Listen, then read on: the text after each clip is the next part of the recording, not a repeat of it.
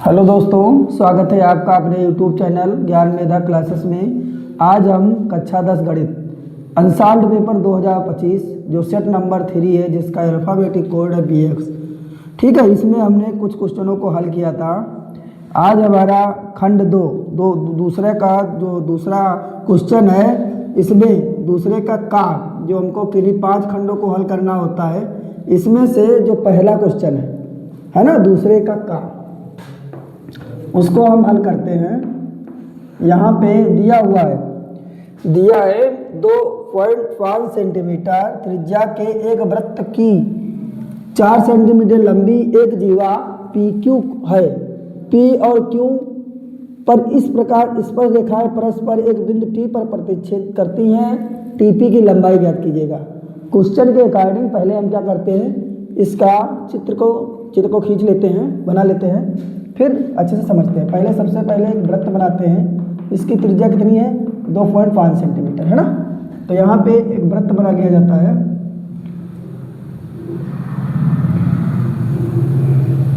एक वृत्त है ना, माना एक वृत्त ये है जिसका केंद्र O है। एक वृत्त है जिसका केंद्र O है ना। वो त्रिज्या का एक वृत्त है और जिसकी त्रिज्या दी है 2.5 सेंटीमीटर। और यहाँ पर इसके बाद 4 सेंटीमीटर लंबी एक लंबी जीवा है PQ। एक जीवा है PQ 4 सेंटीमीटर लंबी। ठीक है, P और Q एक जीवा है 4 सेंटीमीटर लंबी, जो क्या करती है, P और Q पर स्पर्श रेखाएं परस्पर एक बिंदु T पर प्रतिच्छेद करती हैं। P और Q ये स्पर्श रेखाएं, ठीक है, एक बिंदु T है। यहाँ मान लीजिएगा बिंदु T है। यहाँ से पहले हम स्पर्श रेखाएं खींचते हैं। ठीक है, एक स्पर्श रेखा हो गई, ठीक है, जो Q बिंदु पर यहाँ पे क्या करती है, प्रतिच्छेद करती है Q पे, और P पे है ना, और इधर ये Q पे, इधर P पे और इधर बिंदु Q पर प्रतिच्छेद करती है। ठीक है, अच्छे से बना लेते हैं। यहाँ पे Q पे प्रतिच्छेद करती है। ये हमारी क्या हो गई, 2 स्पर्श रेखाएं हो गई। और जो हमारी जीवा है PQ, तो इसके P बिंदु पर और Q बिंदु पर ये दोनों स्पर्श रेखाएं जो है प्रतिच्छेदित करती हैं, स्पर्श करती है ना, प्रतिच्छेदित नहीं करती, स्पर्श करती। प्रतिच्छेदित रेखा क्या होती है, जो वृत्त के किन्हीं 2 बिंदुओं पर है ना स्पर्श करे, अर्थात उसको प्रतिच्छेदित करे, है ना। तो यहाँ पे बिंदु T है ना। तो यहाँ पे T बिंदु है जो PQ को परस्पर जो है दोनों स्पर्श रेखाएं जो P और Q पर स्पर्श करती हैं। TP की लंबाई ज्ञात कीजिएगा। TP की जो है लंबाई, हमको ये लंबाई ज्ञात करनी है। ठीक है, तो यहाँ पे जो दिया है पहले वो लिखते हैं। दिया है वृत्त की त्रिज्या है ना। वृत्त की त्रिज्या, जैसे अब ये त्रिज्या हम खींच लेते हैं यहाँ से ऐसे, ये वृत्त की क्या हो गई, त्रिज्या। ये वृत्त की हो गई त्रिज्या है ना। तो यहाँ पे त्रिज्या OP बराबर दिया है कितना, वृत्त की त्रिज्या को R से इंडिकेट करते हैं जो OP दूरी में है, और इसकी त्रिज्या दी है 2.5 सेंटीमीटर। 2.5 सेंटीमीटर है ना, ये हो गई। अब यहाँ पे हम करते क्या है, एक इस जीवा पर क्या करते हैं, लंब खींचते हैं, ऐसे इसको मिला देते हैं, है ना। ये मान लीजिएगा जीवा को यहाँ पे यम बिंदु पर, जो यम पॉइंट है, इस पर इसको लंब समद्विभाजित करती है।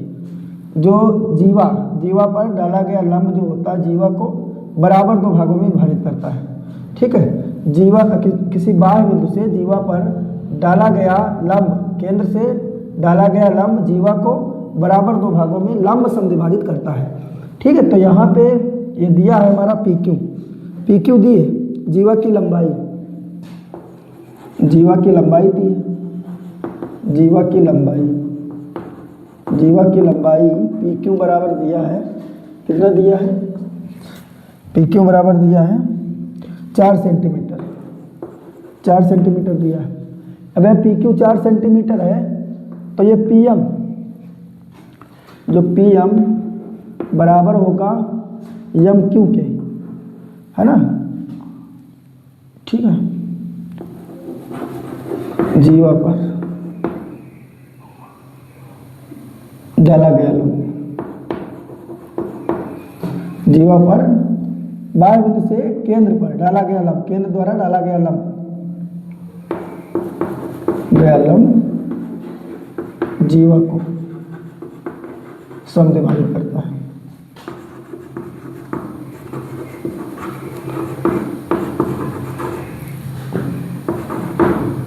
समद्विभाजित करता है, समद्विभाजित करता है, इसलिए पी एम बराबर एम क्यू होगा, और पी एम एम क्यू ये जैसे 4 है पूरा, तो ये 2 हो जाएगा, ये 2 हो जाएगा, है ना।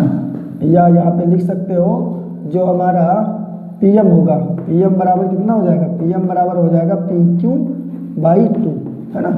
तो पी एम बराबर कितना आ जाएगा, यहाँ पे पी एम बराबर आ जाएगा पी क्यू कितना 4 है ना, और बटे 2, तो बराबर आ जाएगा पी एम बराबर आ जाएगा 2, है ना, पी एम बराबर 2 आ जाएगा, है ना, पी एम बराबर 2 आ जाएगा। अब इसके बाद में हमको करना क्या है, यहाँ पे अब देखो हमको ज्ञात क्या करना है, इसकी हमको लंबाई ज्ञात करना है।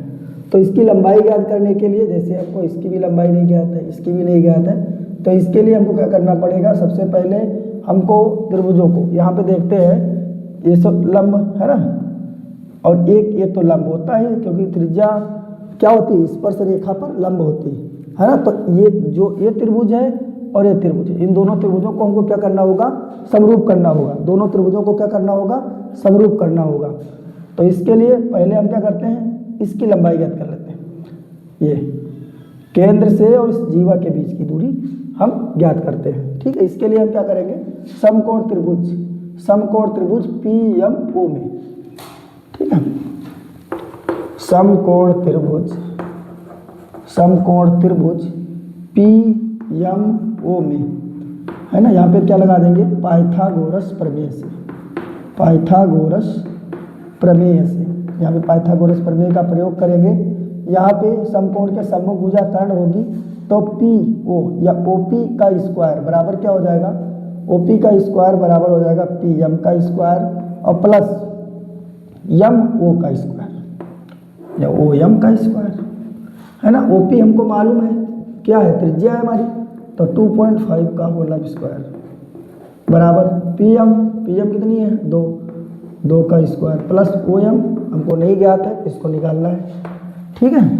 तो ओ एम का स्क्वायर बराबर हो जाएगा 2.5 का स्क्वायर, तो 25 25 हम 625 है ना, तो 6.25 है ना, एक संख्या बाद दशमलव गुणा होगा, तो 2 संख्या बाद दशमलव हो जाएगा, और 2 दूनी 4, है ना। तो ओ एम का स्क्वायर बराबर आ जाएगा, यहाँ पे घट जाएगा, तो 2.25 आएगा, 2.25। तो ओ एम बराबर हो जाएगा अंडर रूट ऑफ 2.25, 15 15 225 होता है ना, तो ओ एम बराबर हो जाएगा अंडर रूट ऑफ 1.5 और गुणे 1.5, है ना, गुणा करेंगे तो ओ एम बराबर कितना आ जाएगा, ओ एम बराबर आ जाएगा 1.5 सेंटीमीटर, 1.5 सेंटीमीटर, ये हमारा ओ एम का मान आ गया, ठीक है। अब हम क्या करते हैं, यहाँ पे हम इस त्रिभुज को लेते हैं, इस त्रिभुज को और इस त्रिभुज को, दोनों त्रिभुजों को क्या करते हैं, पहले समरूप करते हैं, और समरूप करने के पश्चात भुजाओं को अनुपातिक दर्शाते हैं, और इसके बाद इस भुजा का मान हम ज्ञात करते हैं, ठीक है। तो यहाँ पे त्रिभुज, ठीक है, समकोण त्रिभुज, समकोण त्रिभुज कौन सा, पी एम ओ में, समकोण त्रिभुज पी एम ओ तथा त्रिभुज पी एम ओ हो गया। फिर त्रिभुज कौन सा होगा, त्रिभुज होगा ओ पी टी या टी पी ओ, है ना, टी पी ओ नहीं, टी पी एम, यहाँ पे ये वाला ले लें, नहीं बड़े वाला लो, टी पी ओ में समकोण त्रिभुज, यहाँ पे समकोण ले चाहे ऐसे ही लिख लो, त्रिभुज टी पी ओ में, है ना। ये फुल त्रिभुज और ये छोटा त्रिभुज, इन दोनों त्रिभुजों को क्या करेंगे, समरूप करेंगे। तो समरूप करने के लिए इसमें हम क्या करते हैं, समरूपता दर्शाने के लिए भुजाओं या कोणों में कुछ समानता दर्शानी होती है।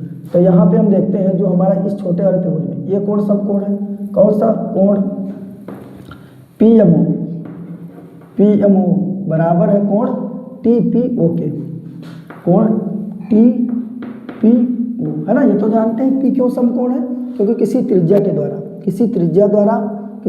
द्वारा स्पर्श रेखा, त्रिज्या जो होती है वो स्पर्श रेखा पर क्या होती है, लंब होती है, इसलिए 90 है और ये 90, तो दोनों में क्या है, ये बराबर है 90 डिग्री का कोण है दोनों का, है ना। और यहाँ पे देखते हैं हम कोण वो इस बड़े वाले त्रिभुज में भी है और इस छोटे वाले त्रिभुज में है। तो कोण POM बराबर है कोण T, है ना, कोण POT के बराबर है कोण POT, है ना, बराबर क्या है, उभयनिष्ठ कोण, उभयनिष्ठ कोण है। तो यहाँ पे क्या हो जाएगा, कोण समरूपता से, कोण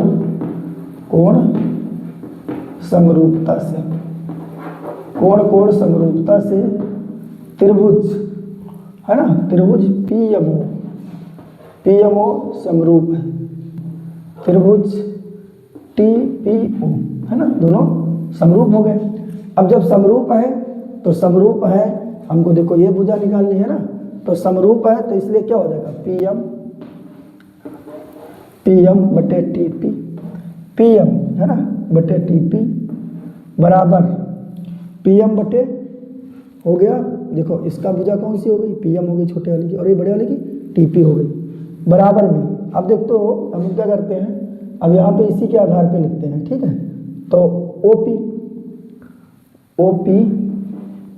OM है ना, पहले ये त्रिभुज का लिख रहे हैं तो यहाँ पे पहले लिखेंगे OM, है ना, OM और बटे क्या हो जाएगा OM बटे OP, है ना, क्योंकि पहले हम छोटे वाले त्रिभुज की भुजाओं को अनुपात में ऊंचे ले रहे हैं, तो यहाँ पे PM हो गया तो PM बटे TP हो गया। अब इसके बाद में OM हो गया तो OM और बटे OP हो गया, है ना।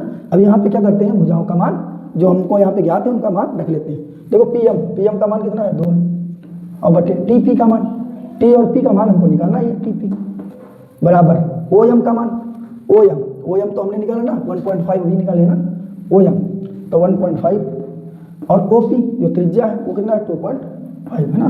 जब क्रॉस मल्टीप्लिकेशन करते हैं तो TP और गुणे 1.5 बराबर हो जाएगा 2 गुणे 2.5, है ना।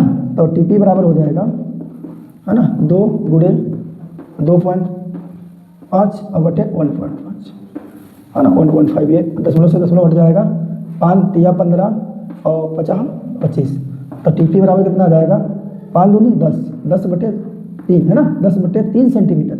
TP की लंबाई कितनी हो जाएगी, 10 बटे 3 सेंटीमीटर, या दशमलव में बदलना चाहो तो TP बराबर कितना, 3 तिया 9, 3.33 ऐसे एंड सो ऑन आता ही रहेगा, इतना सेंटीमीटर, है ना, कुछ भी लिख सकते हैं। अतः जो हमारी ये स्पर्श रेखा TP हो गई उसकी लंबाई कितनी आ गई, 3.3 सेंटीमीटर, है ना, या 10/3 सेंटीमीटर जो है इस स्पर्श रेखा की लंबाई हमको ज्ञात हो गई, है ना। जैसे हमने चित्र बनाया, चित्र के माध्यम से हमने क्या किया, इस भुजा को ज्ञात किया, और इस भुजा के पश्चात हमने इस त्रिभुज और इस बड़े त्रिभुज, है ना, को क्या कर लिया, समरूप मतलब सिद्ध कर लिया गया, समरूपता हासिल की गई, और इसके बाद भुजाओं को अनुपातिक लेकर के इस प्रकार से हमने जो है इस TP का मान ज्ञात किया, है ना। अब इस प्रकार हम क्या करते हैं, दूसरे क्वेश्चन को हल करते हैं, चलो देखते हैं, अगले क्वेश्चन को देखते हैं।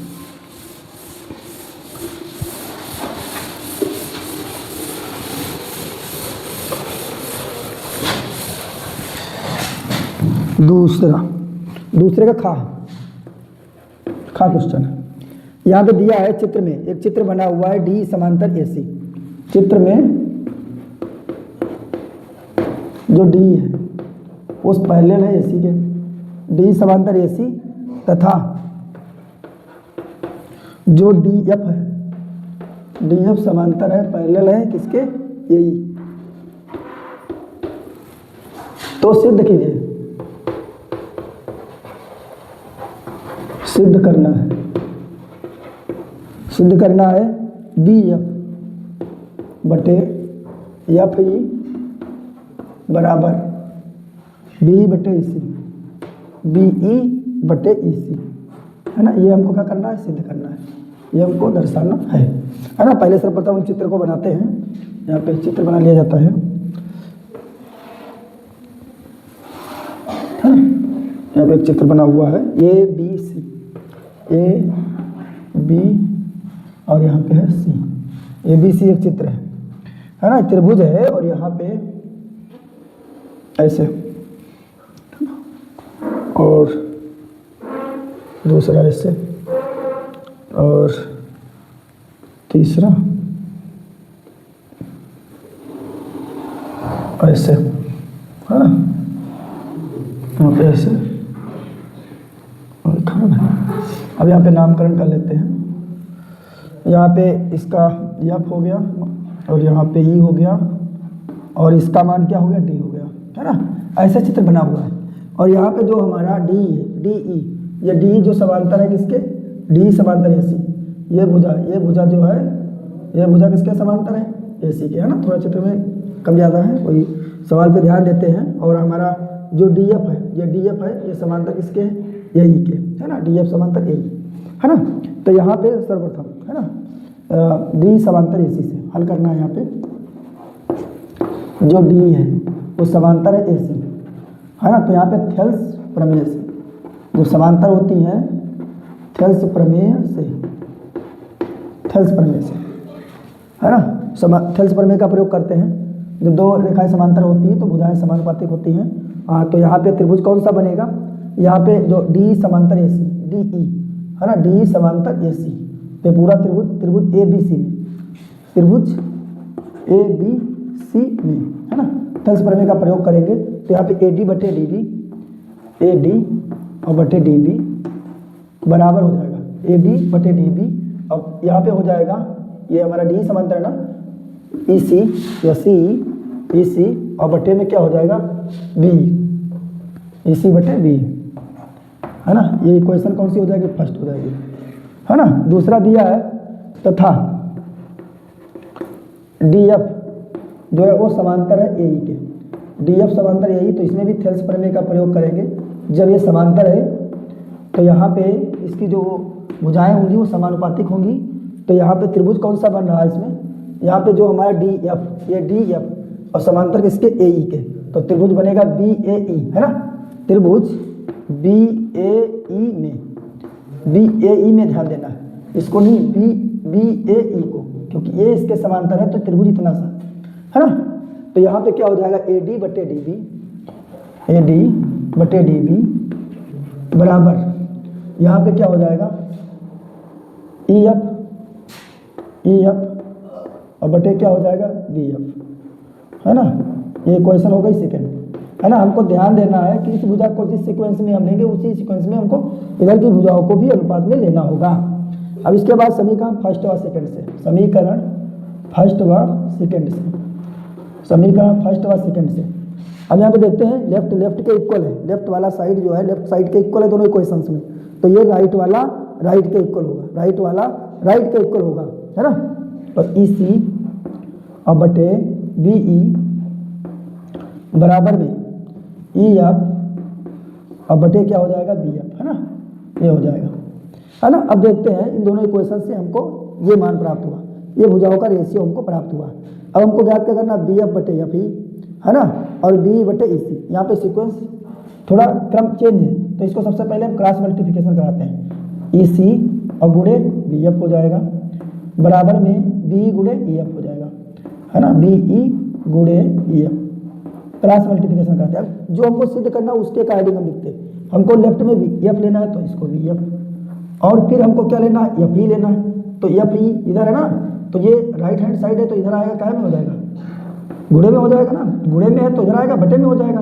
अगर इधर गुणे में है तो उधर जाएगा, बटे में हो जाएगा। अगर इधर बटे में होता तो इधर आता, गुणे में हो जाता। तो यहाँ पे अब इसमें क्या लेना, बी लेना, तो ये तो राइट में पहले से मौजूद ही है ना। अब इसके बाद में हमको ई सी लेना, ई सी यहाँ पे गुणे में तो इधर आएगा, बटे में हो जाएगा, है ना। कभी भी सीक्वेंस में नहीं आ रहा है तो आज उसको क्रॉस मल्टीप्लिकेशन करा दीजिएगा, और इसके अकॉर्डिंग जो हमको सिद्ध करना उसके अकॉर्डिंग हम भुजाओं को समरूप दिखा सकते हैं, ठीक है। इस प्रकार हमने जो हमारा जो सिद्ध करने वाला टर्म था, पद था, वो हमारा सीक्वेंस में आ चुका है। तो ये क्या हो गया, इट्स प्रूव्ड हो गया, है ना। इस प्रकार ये सिद्ध हो गया, ठीक है। इस प्रकार इस क्वेश्चन को हल किया गया। अगले क्वेश्चन को ध्यान देते हैं, ठीक। बोर्ड को साफ करते हैं।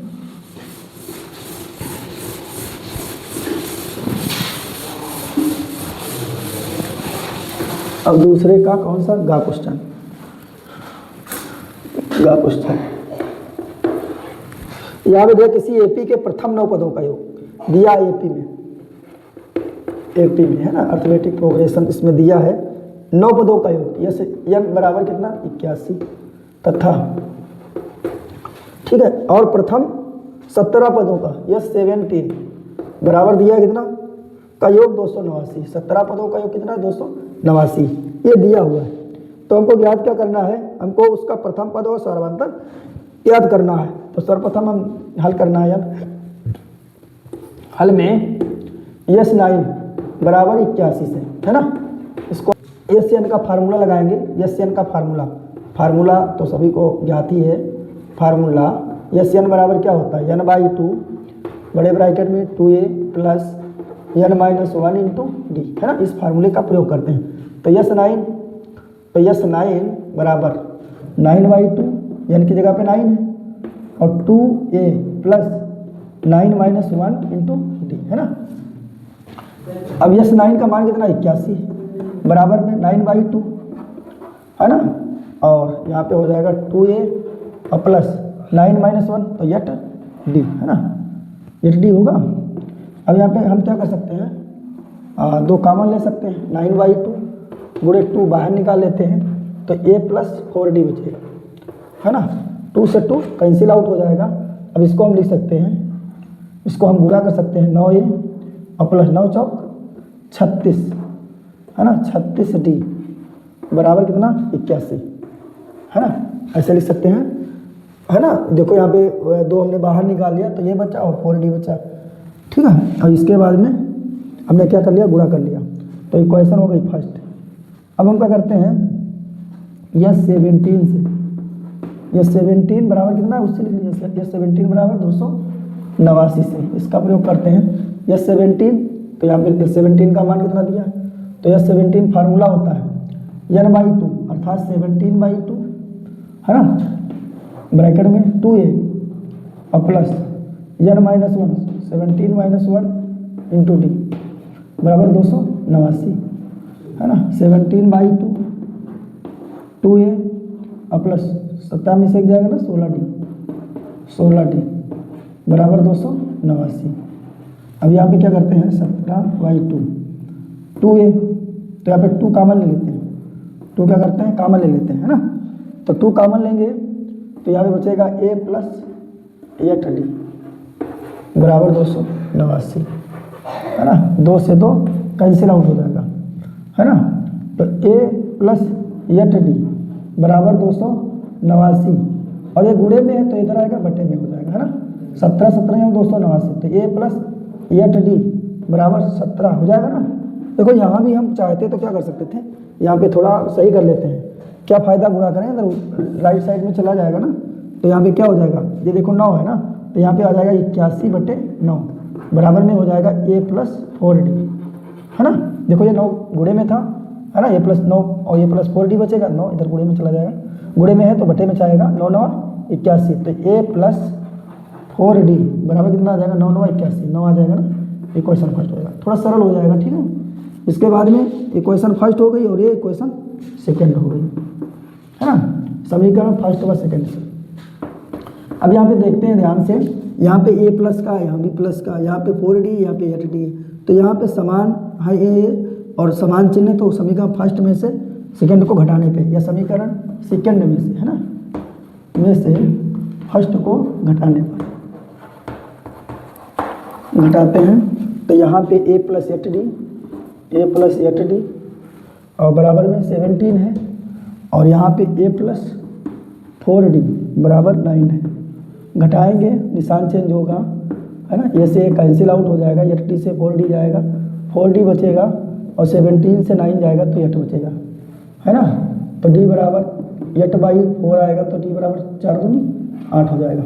अब d का मान समीकरण फर्स्ट में रखने पर, d का मान समीकरण फर्स्ट में रखने पर, फर्स्ट में रखते हैं समीकरण फर्स्ट में रखने पर, जब फर्स्ट में रखते हैं तो a और प्लस 4 और गुणे d का मान 2 है ना बराबर 9 है, तो ये बराबर 4 दूनी 8 हो जाएगा, 9 - 8 तो ए बराबर कितना आएगा 1 आएगा, है ना, ए बराबर 1। अतः श्रेणी का प्रथम पद 1 होगा और सार्वधातुक कितना होगा, सार्वधातुक 2 होगा। आंसर को देख लेते हैं। तो यहाँ पे श्रेणी का देखो दूसरे का प्रथम पद 1 है, सार्वधातुक 2 है ना। इस प्रकार जो है क्वेश्चन हल हो गया, है ना। बोर्ड को थोड़ा साफ करते हैं और अगले क्वेश्चन को देखते हैं। ये बहुत जुकाम है।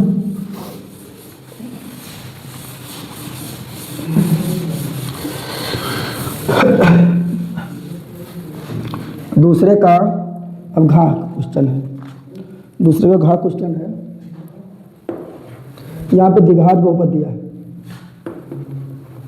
द्विघात बहुपद। द्विघात बहुपद है x² - 5, x² - 5, है ना। ये द्विघात बहुपद है। अब हमको शून्यांक ज्ञात करना है तो शून्यांकों के लिए हमने पढ़ा है, शून्यांकों के लिए जो px है वो बराबर किसके होगा, px इक्वल होगा 0 के, तभी तो शून्यांक निकलेंगे। तो x² - 5 बराबर कितना हो जाएगा, 0 हो जाएगा। तो x² बराबर कितना आ जाएगा, 5 आएगा। और x बराबर प्लस माइनस अंडर रूट, है ना, अंडर रूट 5, है ना, ये हो जाएगा।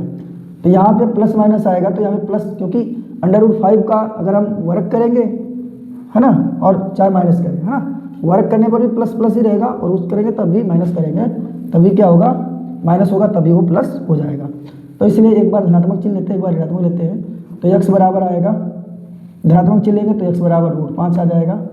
और तथा अगर ऋणात्मक चिन्ह लेंगे तो x बराबर -√5 आ जाएगा, है ना। धनात्मक चिन्ह लेंगे और एक बार ऋणात्मक चिन्ह लेंगे। अगर धनात्मक लेंगे तो माइनस का √5 आएगा, ऋणात्मक लेंगे तो लेफ्ट से राइट जाएगा ना, है ना। तो ये अपना यहाँ पे तो राइट में और लेफ्ट में है ही, तो इसलिए एक बार धनात्मक और ऋणात्मक चिन्ह लेते हैं। अब शून्यांकों की सत्यता की जांच करना है, शून्यांकों की सत्यता की जांच, सत्यता की जांच करना, सत्यता की जांच करना है, सत्यता की जांच करना है। इसके लिए हम वो क्या करेंगे, देखो यहाँ पे जो हमारे शून्यांकों का द्विघात समीकरण में जो बहुपद होता है, शून्यांकों का योगफल, शून्यांकों का योगफल, शून्यांकों का योग बराबर क्या होता है, -b/a, और शून्यांकों का योग करेंगे, जैसे √5 है और प्लस करेंगे और यहाँ पे माइनस का √5 है ना। ये हमारे ज्ञात हुए शून्यांकों का योग हो गया। और इस द्विघात समीकरण के आधार पर -b, तो यहाँ पे b का मान क्या है, 0 है, तो माइनस का हमें 0 होगा। और a का मान कितना है, 1 होता है, इसका गुणा तो 1। तो यहाँ पे देखो √5 है और प्लस माइनस -√5 है ना, बराबर जिसका मान ही 0 चिन्हित होता है। तो यहाँ पे प्लस √5, यहाँ √5, तो 0 बराबर 0 आ रहा है। अर्थात शून्यांकों का जो हमने शून्यांक निकाले उसके आधार पर भी 0 है, और द्विघात समीकरण के आधार पर अगर फार्मूले के आधार पर निकालते हैं तो दोनों प्रकार से शून्यांकों का योग क्या आ रहा है, 0 आ रहा है। ऐसे ही शून्यांकों का गुणनफल देख लेते हैं। शून्यांकों का गुणनफल बराबर क्या होता है, c/a होता है, c/a। शून्यांकों का गुणन होता क्या है, पहला शून्यांक √5 था, दूसरा कौन सा था, माइनस का √5 था, और c/a, c का मान कितना है, 5 है ना, c का मान कितना है, माइनस का 5 है ना। और c/a का मान कितना है, 1 है। इसका गुणा करेंगे तो प्लस माइनस √5 5 हो जाएगा, बराबर इसका भी -5।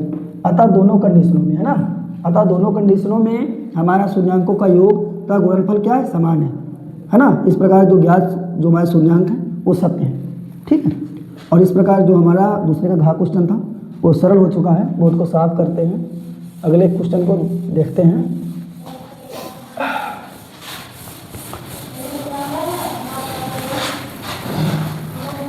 अगला क्वेश्चन है अंगा क्वेश्चन, घा के बाद अंगा क्वेश्चन है। यहाँ पे दिया है 35 नगरों की साक्षरता दर, है ना, नगरों की संख्या दी है, नगरों की साक्षरता दर 35 नगरों की संख्या है बराबर 35 दी है, 35 नगरों की साक्षरता दर दी है। दर्शाइए माध्य साक्षरता ज्ञात करनी है। माध्य साक्षरता दर निकालनी है, माध्य साक्षरता दर ज्ञात करनी है ना। टेबल बना है तो उसको पहले बनाते हैं। इधर हम साक्षरता दर है, साक्षरता दर, और उधर नगरों की संख्या, नगरों की संख्या, नगरों की संख्या, ठीक है। यहाँ पे 45 से 55 दिया है, 45 से 55, 55 से 65, 65 से 75 होगा, है ना, 75 से 85 और 85 से 95, है ना। और इसके बाद में यहाँ पे नगरों की संख्या 3 है, और यहाँ पे 10 नगर हैं, और यहाँ पे 11 नगर हैं, और यहाँ पे 8 नगर हैं, और यहाँ पे 3 है ना, ऐसे दिया है। अब हमको माध्य निकालना है, तो माध्य के लिए हमको मालूम है ये हमारा क्या है, वर्ग अंतराल है, और ये हमारा क्या है, ये हमारा यफ होता है। तो इसके लिए सबसे पहले मध्यमान निकालेंगे, मध्यमान, मध्यमान जिसको यक्स बोलते हैं। तो मध्यमान ज्ञात करते हैं। 45 और 55 के बीच में डिफरेंस कितना क्या है, 10 का ना डिफरेंस। और यहाँ पे क्या होता है, निम्न सीमा और उच्च सीमा दोनों को जोड़ लिया जाता है, फिर आधा किया जाता है। 45 और 55 है ना, दोनों को जोड़ेंगे तो कितना हो जाएगा, 100 होगा ना, 5 5 10, 5 4 9 1 10, 100 होगा। 100 का आधा करेंगे तो 50 हो जाएगा, है ना। या हम ये देखते हैं 55 और 65 में कितने, 10 का अंतर है, तो 5 इसमें ऐड कर लेते हैं। 55 और 5 कितना हो जाएगा, 60 हो जाएगा, है ना। 65 और 75, 65 में 5 जोड़ेंगे 70 हो जाएगा। 75 और 85 इसमें 80 हो जाएगा, और इसमें 90 हो जाएगा, है ना। अब यहाँ पे यक्स आ गया। अब इनको क्या निकालना है, F cross x, F cross x निकालना है। अब यहाँ पे गुणा करेंगे 5 तिया 15, है ना, 10 छक्के 60, 600 हो जाएगा, 7 77, है ना, 8 अठाई 64, और 9 त्रुक 27, है ना, ऐसे हो जाएगा। अब यहाँ पे करना क्या है, अब यहाँ पे सिग्मा एफ, सिग्मा एफ तो हमको मालूम ही है, जो कुल नगरों की संख्या है ना वही तो है, सिग्मा एफ होगा 35 नगर है। और यहाँ पे सिग्मा एफ एक्स निकालना है, सिग्मा एफ एक्स का मान निकालना है। तो 0 से 0 0 रहेगा, 7 5 12, 12 4 16, और 16 और 7 23 होगा, 23 का 3 हंस चले 2, 7 5 12 और 12, है ना, 12 और 4 16, और 16 7 23। यहाँ पे 6 7 7 7 14, 14 और 6 20, और 2 22, और 22 2 24, है ना, इतना आएगा सिग्मा। समांतर माध्य बराबर फार्मूला होता है, समांतर माध्य, समांतर माध्य बराबर होता है ना, इसको x बार ऐसे दर्शाते हैं, सिग्मा एफ एक्स बटे सिग्मा एफ, है ना, ये फार्मूला होता है। तो इसके लिए क्या करते हैं, सूत्र का प्रयोग करते हैं। सिग्मा एफ एक्स कितना है, 24 30, और बटे में कितना 35, है ना। इकाई अंक 0 है, इकाई अंक 5 है, 5 से डिवाइड हो जाएगा, 5 और 7 35, 5 चक्कू 20, 43 हो गया, 5 8 40, और 5 छक्के 30, 7 से भाग कर लेते हैं, 7 6 42, 7 7 49 ज़्यादा हो जाएगा, 7 6 42 हो गया, कितना बच गया 42, और 6 48 66 हो गया, 7 9 63, है ना, 3 बच गया 30 हो गया, है ना, 30 हो गया, 7 चौक 28, 2 बच गया 20 हो गया, तो 7 दूनी 14, है ना। यहाँ पे बराबर आ जाएगा 69.423, जो भी आता रहेगा अंक बड़ा आएगा तो जुड़ जाएगा। आंसर को थोड़ा देखते हैं, मैच करते हैं। तो यहाँ पे जो हमारा दूसरे का अंगा सवाल है, दूसरे का अंगा सवाल है ना, दूसरे का अंगा सवाल है, दूसरे का अंगा सवाल के लिए 5 यही वाला है ना, x बराबर ±4, गा में था, हाँ ये आ गया था, और यहाँ पे अंगा, दूसरे का अंगा 69.42, 4 3 आ रहा है, तो इसके बाद एक बड़ा डिजिट आएगा, अंक आएगा ना, तो एक ऐड हो जाएगा, ठीक है। इस प्रकार ये क्वेश्चन हमारा हल हो गया है। अतः इसकी साक्षरता दर जो आएगी, माध्य साक्षरता दर 69.42 होगी, 69.42, है ना। बोर्ड को मिटाते हैं, साफ करते हैं। अगले क्वेश्चन की ओर बढ़ते हैं।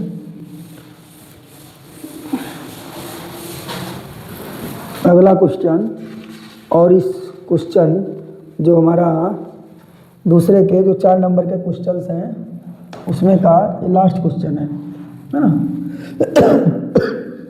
यहाँ पे बहुलक और माध्यक दोनों ज्ञात करना है। बहुलक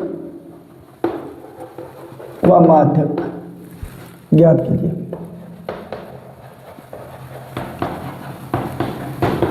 बहुलक व माध्यक ज्ञात कीजिए। दोनों चीज़ों को हमको ज्ञात करना है। टेबल्स बनी है, उसको बना लेते हैं। आयु वर्षों में, आयु वर्षों में, और इधर बना रोगियों की संख्या, रोगियों की संख्या, रोगियों की संख्या, आयु वर्षों में रोगियों की संख्या।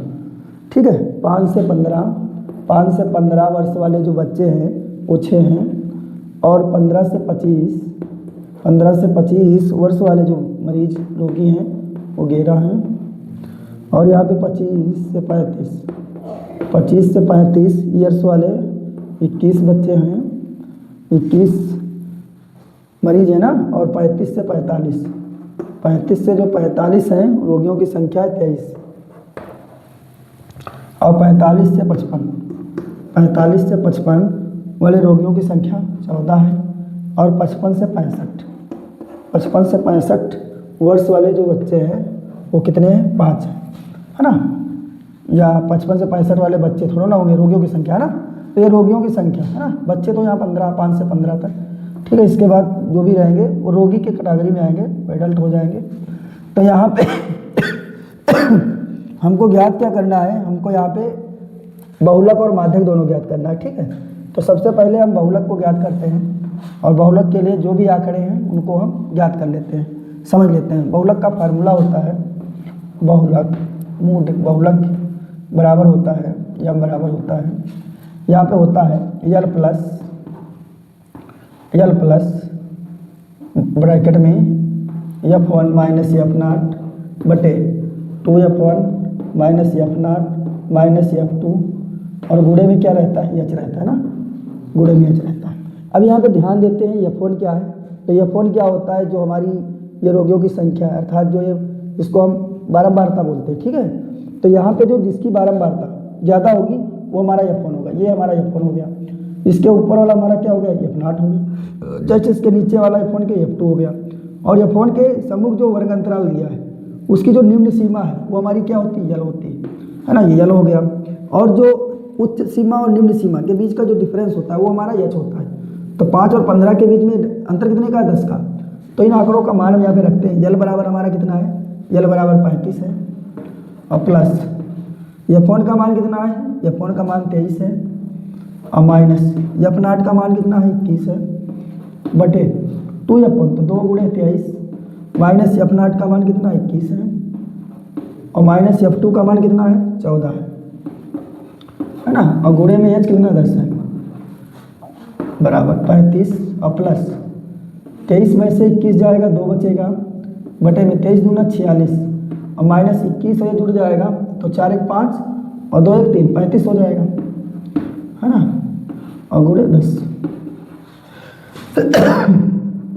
35 और प्लस 2, और यहाँ पे देखते हैं 46 में से 35 जाएगा, 6 में से 5 जाएगा, 1 बचेगा, 4 से 3 जाएगा, 1 बचेगा, और गुणे 10, है ना। इसको ब्रैकेट में रखते हैं। तो यहाँ 35 और प्लस 10 दूनी कितना हो जाएगा? 20, और बटे 11, भाग कर लेते हैं। तो 35 और प्लस 11 दूना 22, ज़्यादा होगा ना, तो 11 कम 11 लगेगा। इसके बाद दशमलव लगाएंगे, 9 बचेगा ना, 90 हो जाएगा। तो 11 ठीक 88, कितना? 2 बचेगा, तो 11 दूना 22 लगेगा नहीं, तो इतना हो जाएगा ना 1 बार, है ना। तो इसको हम जोड़ लेते हैं 35, और ये कितना हो जाएगा? 36.81, है ना। बहुलक को देखते हैं, आंसर को देखते हैं। तो यहाँ पे बहुलक में आ रहा है 36.8, है ना, है ना। 1 के बाद 2 आ रहा है, तो इसमें एक संख्या इससे बड़ी आएगी, और वो एक ऐड हो जाएगा, आकलन करके लिख गया है। ठीक है। इस प्रकार ये हमारा बहुलक आ गया। ठीक है। अब इसके बाद में हमको क्या निकालना है? हमको निकाला माध्यक। तो बहुलक हमारा हो गया, टेबल यही बनी रहेगी, और इसको हम नोट करके पश्चात इसको मिटा देते हैं। अब देखते हैं माध्यक के लिए। ठीक है। माध्यक के लिए क्या करना होगा, माध्यक के लिए फार्मूला होता है माध्यक, है ना, जिसको m बराबर, है ना, इसका फार्मूला होता है L plus n/2 minus CF और बटे में F और गुणे में कितना H, है ना। तो इन आंकड़ों को पहले हम याद करते हैं। CF क्या होता है, संचयी बारंबारता। तो यहाँ पे हम पहले संचयी बारंबारता, इस टेबल को बढ़ाते हैं, संचयी बारंबारता निकालते हैं, इसको CF बोलते हैं, ठीक है। संचयी बारंबारता 6 रहेगा, 11 6 कितना हो जाएगा, 17 हो जाएगा। 17 और 21 जुड़ेगा तो 7 1 8 और 2 1 3, 38 हो जाएगा।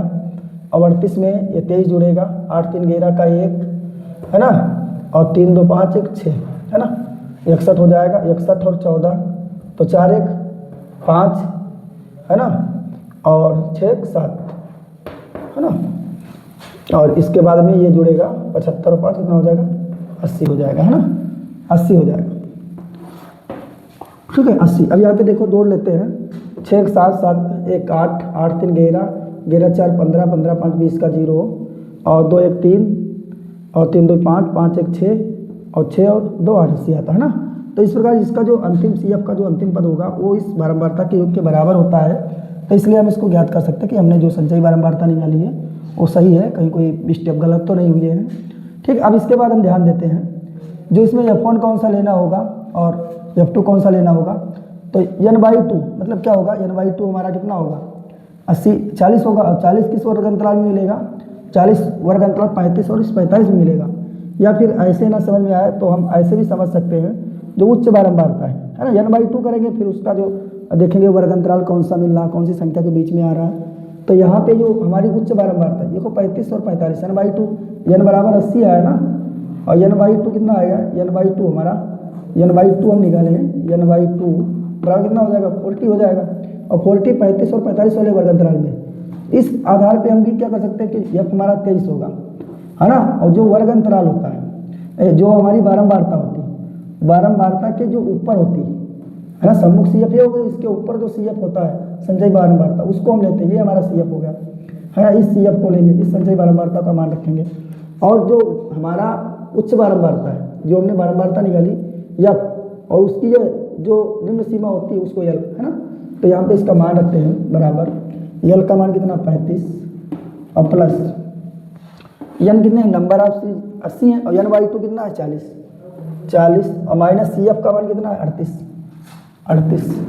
और बटे F का मान कितना है, F का मान हमारा कितना है 23 है, 23 और गुणे H का मान कितना है 10 है, 35 और प्लस 40 से 38 जाएगा, 2 बचेगा, 2/23, है ना, और गुणे 10,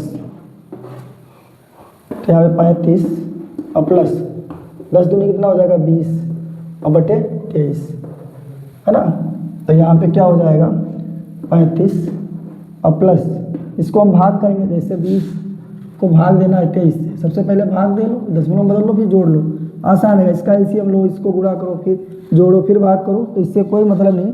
पहले आप इसको सरल कर लीजिएगा, दशमलव बदल लीजिएगा, फिर ऐड कर लीजिएगा, ठीक है। नहीं लगेगा दशमलव बढ़ाएंगे 0 बढ़ जाएगा, है ना। कितनी बार लगेगा, 5 बार तो लगेगा नहीं, 4 बार लगाते हैं। 4 तियाँ 12 के 2, है ना, 4 तियाँ 12 के 2, नहीं 5 बार तो लग जाता है, 5 दूनी 10 100 ही तो होगा ना। 5 9 दूनी 18 9 त्रुक 27, 9 बार नहीं लगेगा, 8 बार लगेगा। 8 त्रुक 24 के 4 और 8 दूनी 16 और 2 18, है ना। 10 से 4 जाएगा 6 बचेगा, 9 से 8 जाएगा 1 बचेगा, है ना, 16। अब इसके बाद 1 0 बढ़ा सकते हो, है ना। कितनी बार, 8 बार लगेगा नहीं, 7 बार लग जाएगा, 7 दूनी 14 7 त्रुक 21, है ना, 7 बार लग जाएगा, नहीं 21 एक ज़्यादा हो जाएगा, तो 6 बार लगेगा। 6 तिया 18 के 8 और 6 दूनी 12 1 13, 10 से 8 जाएगा 2 बचेगा, 10 से 8 जाएगा 2 बचेगा, और 5 से 3 जाएगा 2 बचेगा, 22, है ना।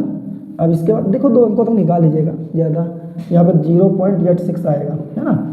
अब यहाँ पे जोड़ोगे तो 35.00 है, तो 35.86 आएगा ना।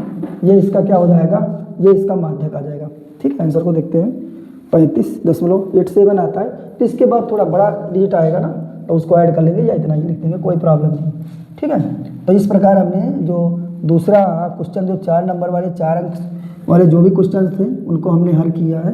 अब इसके बाद जो 6 अंक वाले हैं उन क्वेश्चनों को बाद में थोड़ा हल करेंगे।